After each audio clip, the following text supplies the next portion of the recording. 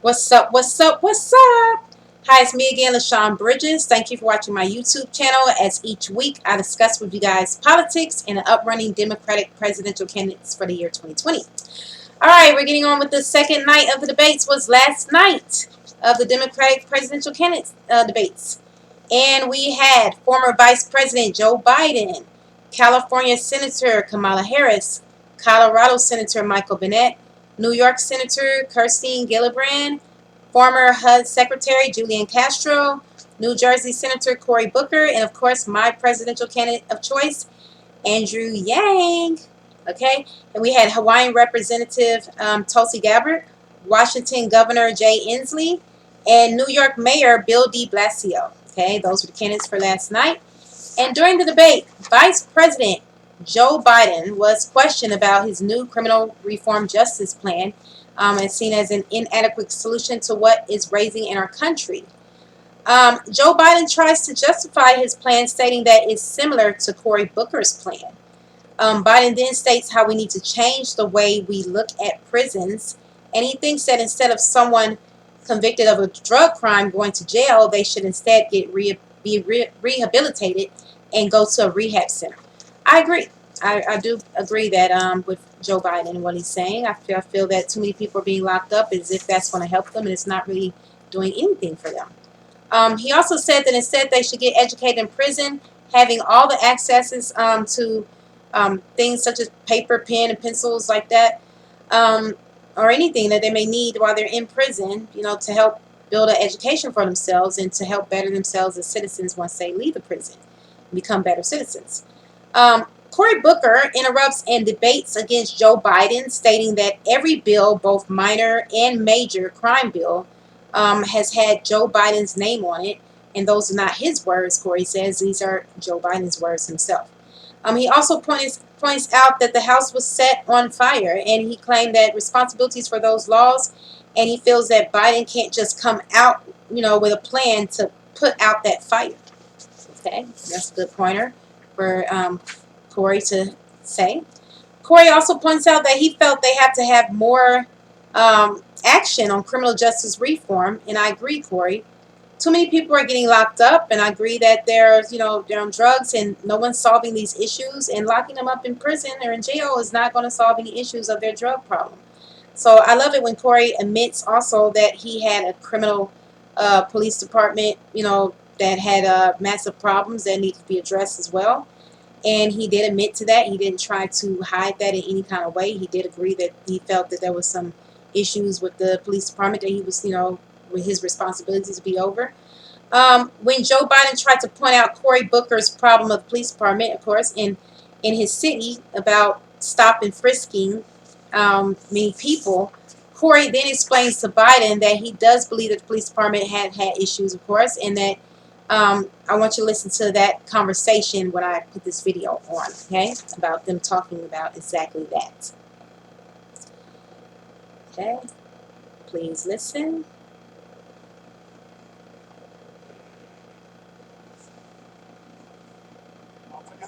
It's no secret that I inherited a police department with massive problems and decades-long challenges.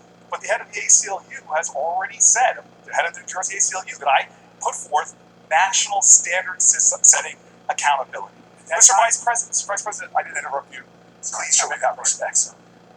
We have a system right now that's broken, and if you want to compare records, and frankly, I'm shocked that you do, I am happy to do that, because all of the problems that he is talking about that he created, I actually led the bill that got passed into law that reverses the damage that your bills, and you are, frankly, to correct you, Mr. Vice President, you are bragging and calling it the Biden crime bill up to 2015. Thank you, Senator. Vice President Biden. Number one. I'm going to stop it right there. So as you see, he was very eager to address that issue about the police department issues and stuff. But, he just very outspoken, and I definitely, he won my vote for that night as far as in how he was able to address the issue and not hide anything and just really, come out strong with that answer when he was addressing the issue about the problems of the police department and everything. And so Good job, Cory. I also liked it when Biden asked Cory Booker why did he announce a zero tolerance of stop and frisk, policy. And then um, his vice Ruby Julian is a guy he was pointing out, saying in 2007 when he was trying to get rid of the crack cocaine epidemic issues, or what's going on with the crack cocaine problem, that is. So Cory, he comes back, of course, with a good answer, a very strong answer, stating that Biden was dipping into Kool-Aid and don't even know the flavor. And I like that. I also liked moving forward with Tulsi Gabbard. She came very strong in her debate with Kamala Harris. I don't feel that Kamala Harris was ready for Tulsi. She was not. I think that she was unprepared on Tulsi. She was pretty much trying to focus her attention on Joe Biden and questioning him, but she was failing to miss that, Tulsi was ready to go ahead and come in like a shark on her. So she pointed out that Senator Harris stated that she's proud of her record as a prosecutor, and Tulsi stated that she's deeply concerned about this record because there are too many examples to cite. She then states that Kamala Harris put over, and this is what that was new to me, hearing this information. But she said that Kamala Harris put over 1,500 people in jail for marijuana violations alone, and then laughed about it when they asked her, has she ever smoked marijuana? I laughed too because I said, wow, Tulsi, you are coming at her. She really crushed Kamala with this statement. She was ready, like I said, and Kamala Harris was not ready for this statement. I really feel like she was not prepared for this at all. What Tulsi Gabbard, I feel, that was referring to, she was talking about that interview. I don't know if you guys watched the Breakfast Club show, but I watched it a lot of times, and they had Charlemagne, the guy, I think that's his name, I'm not sure, but anyway, he's one of the people on the show, and they actually was asking this exact question, to Kamala Harris when she was a guest on their show. And so I did, familiarize myself with what Tulsi Gabbard was talking about when she was saying that Kamala Harris was laughing when they did ask her on the Breakfast Club show, did she once smoke marijuana? And Kamala Harris laughed, and she did say that she once did smoke marijuana years ago, but she did. So I felt like that was a good pointer for Tulsi to bring that statement and bring that information about, to pretty much, I feel like if she wanted to damage Kamala Harris, that was a little bit damaged, okay, that, was addressing that issue. And so I think she did a good job on that. Good job, Tulsi. Whether are we going to see Tulsi in the next debates? I'm not sure. I don't think she made it to the next debates, but only time will tell. I mean, I'm going to continue to watch and listen out to see. Hopefully, maybe she'll make it to the next debates. I haven't read that information yet to see if she's going to make it to the next debates. But if she didn't make the next debate, she definitely got her point across. And if she wanted to, take down Kamala Harris a little bit in those debates, she did. I also enjoyed listening to Andrew Yang during the debates. This time his microphone was on, and I'm going to play a little bit of information of what he was talking about when he was, discussing the Universal Basic Income Plan.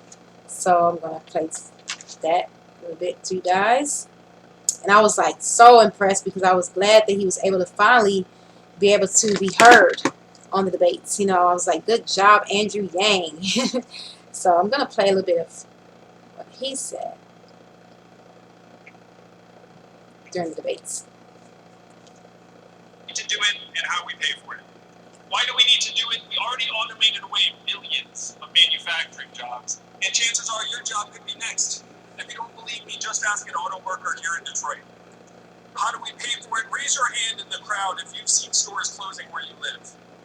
It is not just you. Amazon is closing 30% of America's stores and malls and paying zero in taxes while doing it. We need to do the opposite of much of what we're doing right now, and the opposite of Donald Trump is an Asian man who likes math. So let me share the math. $1,000 a month for every adult would be $461 million every month right here in Detroit alone. The automation of our jobs is a central challenge facing us today. It is why Donald Trump is our president, And any politician not addressing it is failing the American people. I'm going to stop it right there. So, Andrew Yang, you go, boy. He definitely, addressed that, about, automation, about how a lot of our jobs are going to be taken over, if automation kicks in, which it will, because we're seeing a lot of modern technology taking over jobs already. So he definitely was able to bring that across to everyone to listen that was viewing, the debates last night from all over the United States of America. And I definitely am so proud of him being able to address that and address the $1,000 a month dividend that will be the universal basic income plan that he has in place that he would like to, give into the hands of citizens of America. So good job, Andrew Yang. I especially liked it when he stated just a minute ago when he stated the opposite of Donald Trump is an Asian man who likes math. So good job. I love that. I love that quote every time he says that because it's so true. I was rooting, for him all along, throughout the whole debates. I was like, I hope that he gets a chance to really just express his views and opinions this time without, having some crazy stuff going on with his microphone like last time. So good job. I feel like he did a really good job during the debates. He was also able to discuss whether or not if he, supported a Medicare for all system. And they asked Andrew Yang that. And he stated that we should watch American entrepreneurship recover and bloom, and that argument we should be making to the American people. So I think that was a good statement. I agree. I feel it was more than enough heard, and I feel that, he's eager to discuss whatever issues that come his way, and I cannot wait to see him hopefully in the next debates. All the Democratic presidential candidates, they were very good in the debates. I cannot wait to see what they have to say in the future debates.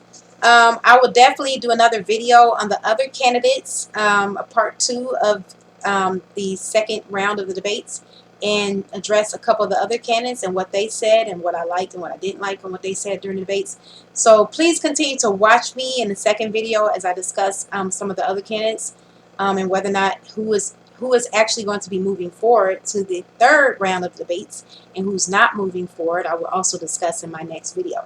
So thank you for watching. Please click the like button if you like this video, and also click the bell for further notifications. Thank you guys, and deuces.